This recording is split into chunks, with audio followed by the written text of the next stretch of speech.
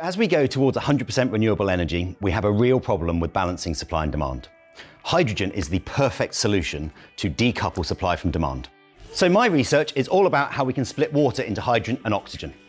We can do this through electrolysis to create green hydrogen. We have electrolyzer systems working in industry. This is how we display this to the public. So this is the hydrogen bike, where I'm sat on a bike putting in my energy.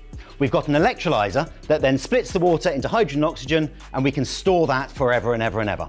We can use this to display how green hydrogen can be used to buffer the energy system and decouple supply from demand.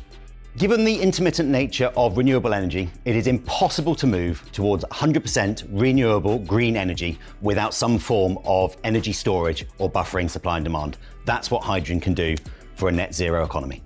Here in Wales, we've got the RICE project, which is all about reducing industrial carbon emissions.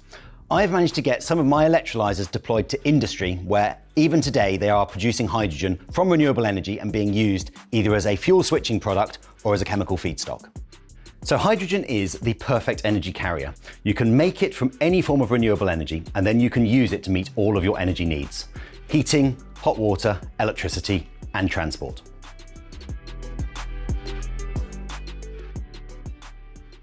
Small nation, big ideas. Welsh science tackling climate change.